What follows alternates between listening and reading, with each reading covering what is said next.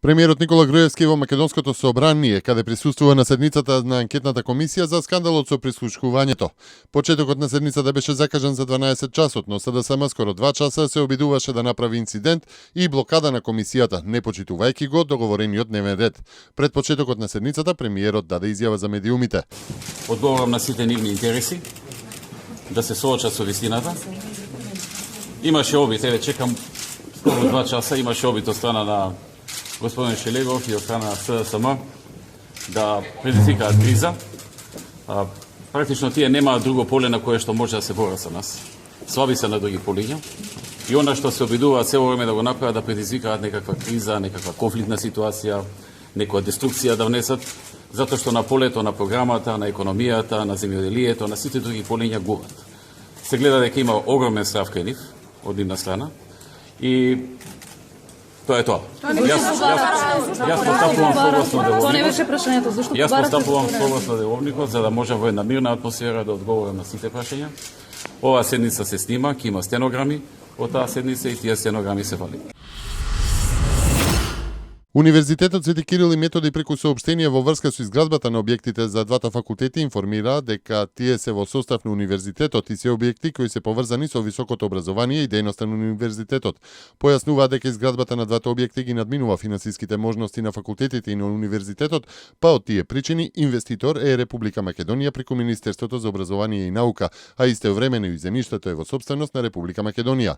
Просторот на кој ќе се градат зградите воопшто не се користи од студентите на УКИМ, туку низ него минува пат кој го користи локалното население со судска одлука, како и простор кој го користат различни девијантни групи во текот на ноќта, зашто зборуваат секојдневните оштетувања на објектите, честите кражби и присуството на биохазарден материјал, кој е потенцијална опасност за сите минувачи, наведуваат во соопштението од УКИМ.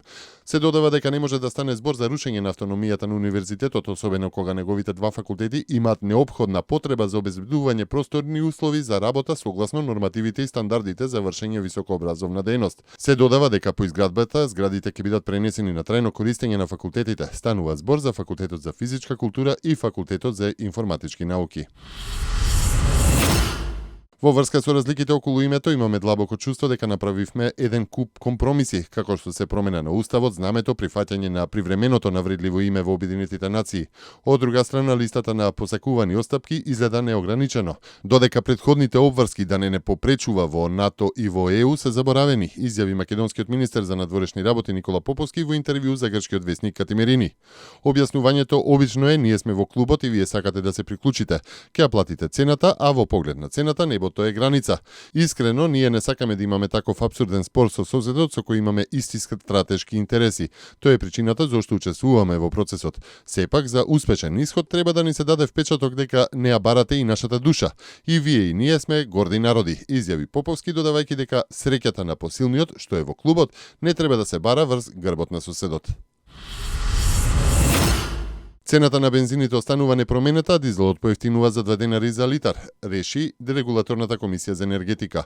Во согласно со одлуката, Евросупер БС 95 и понатаму ќе се продава по цена од 62,50 денари за литар, а Евросупер БС 98 за 64,50 денари за литар. Малопродажната цена на дизелот сега ќе изнесува 46,50 денари. Имигрантите кои од Грција одат кон Западна Европа ќе почнат да користат нова маршрута преку Албанија заради засилената контрола на грчката граница со Македонија, објави атинскиот весник Етнос. Викендот албанската полиција уапсила 12 имигранти од мароканска националност кои влегле илегално во Албанија преку грчко-албанската граница и се качиле на товарен камион. Имигрантите били уапсени во село оддалечено неколку километри од границата при полициска контрола на камионот. Имигрантите рекле дека целта им е да стигнат до Северна Албанија и да влезат во Црнагора, а потоа да продолжат кон западноевропските земји. Весникот наведува дека албанските медиуми оценуваат и постои опасност од создавање нов балкански коридор за илегални економски мигранти кои би минувале низ Албанија. Според нив, мигрантите од Албанија би се обиделе по морски пат да стигнат до Италија, како што тоа го правеа и претходно, или ќе се упатат кон Црнагора, а потоа преку Босна и Херцеговина и Хрватска кон другите европски земји.